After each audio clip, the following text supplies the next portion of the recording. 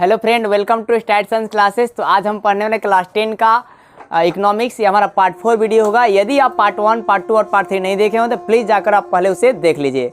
तो आज का हमारा टॉपिक है, आपका ये 5 मार्क्स में बिहार बोर्ड में पूछे जाते हैं। आज का टॉपिक हमारा है कि बिहार का जो है,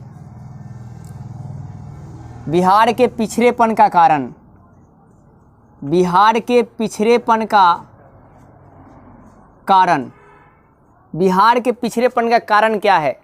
तो दोस्तों पहली कारण जो है आप याद रखेंगे कि जनसंख्या में वृद्धि। पहला कारण क्या है? जनसंख्या में वृद्धि है। तो जाहिर सी बात है कि जब भी जनसंख्या में वृद्धि होगा तो वहाँ पर प्रति व्यक्ति आय या राष्ट्रीय आय में क्या होगी? कमी होगी। और जब राष्ट्रीय आय में कमी होगी तो वहाँ पर बेरोजगारी बहुत ज़्यादा होगी। तो आप कहेंगे दोस्तों कि जनसंख्या में क्या है? वृद्धि।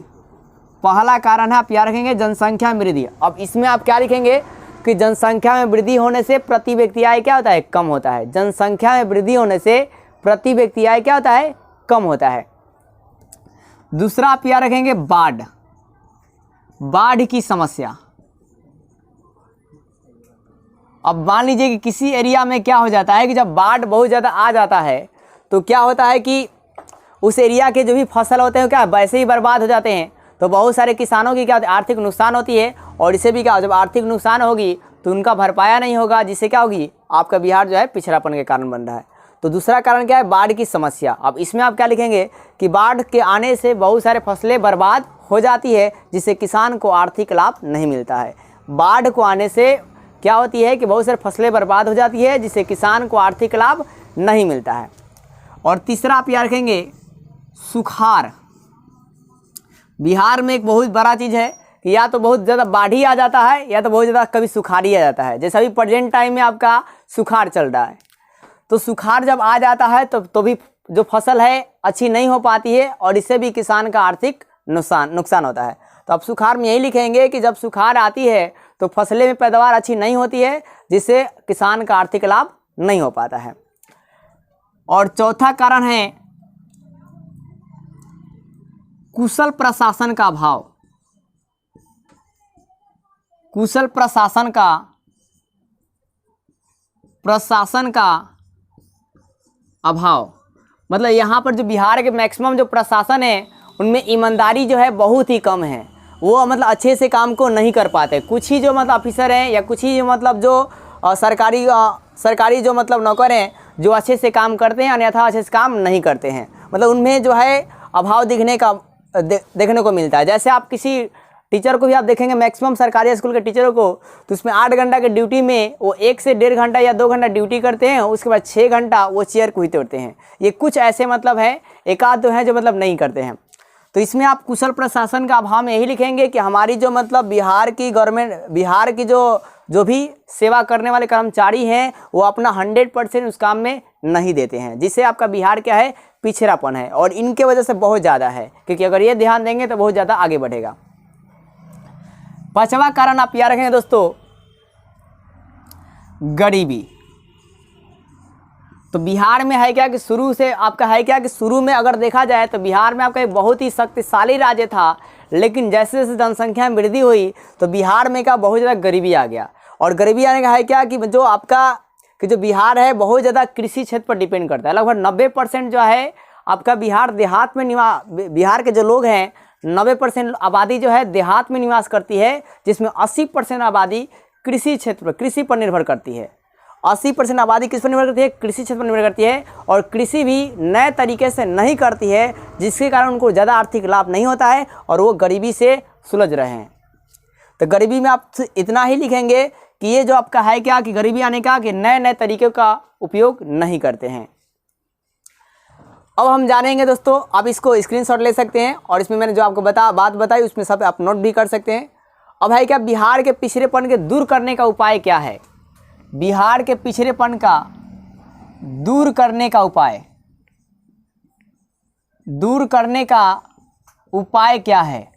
तो पहला बात है दोस्तों कि जनसंख्या में वृद्धि है, इसको नियंत्रण कीजिए। जनसंख्या में नियंत्रण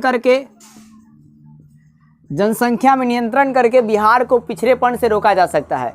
अब जनसंख्या में अगर जब नियंत्रण किया जाएगा तो जैसे मान लीजिए कि किसी भी मतलब घर में 4 बच्चे का जन्म होता है और उसके पेरेंट जो हैं मान लीजिए मजदूरी करते हैं, तो वो चारे बच्चों को अच्छे से नहीं पढ़ाएंगे। दोस्तों है क्या बिहार के पिछड़ेपन के दूर करने का उपाय क्या है? पहला उपाय आप याद रखिए, जनसंख्या में नियंत्रण। अब जनसंख्या में नियंत्रण कर हम लोग बिहार के कुछ आपका पिछड़ापन इसे कम कर सकते हैं। आप इसको आम बात में ऐसे समझ सकते हैं कि मान लीजिए किसी मजदूर के अगर 4 लड़के हैं और उन 4 लड़के होते हैं और उन्हें क्या है कि अगर उतना पैसा में वो अच्छे शिक्षा नहीं दे पाएंगे, लेकिन उनकी अगर वो क्या करेंगे, 1 या 2 बच्चे को जन्म दिलवाते हैं या देते हैं, तो वहाँ पर क्या होगा कि उन दोनों को अच्छे से शिक्षा देंगे और अच्छे से शिक्षा देंगे तो वो अच्छे मतलब कोई भी मतलब या तो सरकारी या तो प्राइवेट जॉब मिलेगा, जिससे उनकी आर्थिक स्थिति सही होगी, और उनकी आर्थिक स्थिति सही होगी तो बिहार की आर्थिक स्थिति सही होगी। तो दोस्तों है क्या, जनसंख्या नियंत्रण के द्वारा बिहार के पिछड़ेपन को दूर किया जा सकता है, पहला पॉइंट है। दूसरी पार्ट है कि बाढ़ की समस्या को बाढ़ का नियंत्रण कर। अब बाढ़ का नियंत्रण जो है कैसे किया जाएगा, तो बाढ़ का नियंत्रण जो है बांधों को बनाकर बाढ़ आने से पहले ही बड़े बड़े बांधों को बनवाया जाएगा, और इससे क्या किया जाएगा कि उन बांधों में फिर नहरों की व्यवस्था की जाएगी, जिससे सिंचाई भी आसानी से हो सके। तो बाढ़ का भी बच जाएंगे और खेतों में सिंचाई भी आसानी से हो जाएगी, जिससे क्या होगा, बिहार का विकास होगा। तो इसमें आप यही लिखेंगे कि बाढ़ का नियंत्रण कैसे किया जाएगा, तो बड़े बड़े बांधों का निर्माण करके और नहरों का विकास करके क्या किया जाएगा कि बाढ़ को कम किया जा सकता है। अब यहाँ पर है क्या दोस्तों, सुखाड़। तो सुखाड़ से तो बचने का बहुत ही कम ही उपाय है, लेकिन फिर भी थोड़ा बहुत इसमें प्रशासन का सहयोग लेकर कर सकते हैं कि बहुत बड़े बड़े खेतों में क्या किया जाएगा कि वहाँ पर सरकार के द्वारा 5-6 मतलब जैसे मान 10 एकड़ खेत है तो वहाँ 3 पंप कम से कम 3 पंप सेट वैसे खेतों में लगाकर वहाँ की पानियों से सिंचाई किया जा सकता है, जिससे बिहार आगे बढ़ेगा। अब कुशल प्रशासन का अभाव में आपको यार कुशल प्रशासन होना चाहिए या ईमानदार प्रशासन होना चाहिए। ईमानदार प्रशासन के द्वारा अगर प्रशासन क्या होगी, ईमानदार होगी, तो करप्शन क्या होगा, कम होगा, और करप्शन कम होगा तो बिहार की जो आर्थिक आय है या आर्थिक स्थिति है उसमें क्या होगी, सुधार आएगा। जैसे कि आपने देखा होगा मैक्सिमम जैसे मतलब कोई बड़े अधिकारी होते हैं या जब थाना में कोई गरीब केस लेकर जाता है तो वहाँ पर उसकी सुनवाई बहुत ही कम की जाती है, लेकिन वही कोई अमीर केस लेकर जाता है और फिर उसे करप्शन देता है, बोलता है 100 रुपये ले लीजिए या 10,000 ले लीजिए, तो वो काम को कर देता है। लेकिन वही गरीब जो है वो कहाँ से देगा 10,000 या 500, वो नहीं दे पाते तो उसकी सुनवाई नहीं की जाती है। तो वहाँ पर ऑफिसरों को अपना ईमानदारी दिखाना पड़ेगा, गरीब के साथ भी और अमीर के साथ भी सेम व्यवहार कर और वो अपने बिहार को आगे बढ़ा सकते हैं। तो ज़्यादा से ज़्यादा प्रशासन को और फिर जो भी मतलब आम आदमी है, आम आदमी को भी ईमानदार बनकर बिहार को आगे बढ़ा सकते हैं। फिर है क्या, गरीबी। अब गरीबी में आप ये लिख सकते हैं कि गरीबी को कम से कम दूर कैसे किया जाएगा। तो जो लड़का मान लीजिए गरीबी में पैदा होता है, ये जरूरी नहीं है कि वो गरीब ही रहे, तो है क्या कि अगर वो गरीब में पैदा होता है तो उसका मतलब टारगेट होना चाहिए कि उससे अच्छे से पढ़े लिखे साक्षर हो, और साक्षर हो को या तो प्राइवेट जॉब से या सरकारी जॉब से उसका पूरा परमानेंट ये माइंड सेट हो जाना चाहिए कि अपने फैमिली को ब्रॉड लेवल पर लेकर जाना है, और वो ठान लिया तो अपने जो भी फैमिली की गरीबी है उस गरीबी को दूर कर सकता है। तो दोस्तों अगर आपको वीडियो अच्छी लगी हो तो वीडियो को लाइक और सब्सक्राइब जरूर करें। तो हम लोग मिलते हैं नेक्स्ट वीडियो में नेक्स्ट के साथ। जय हिंद, जय भारत।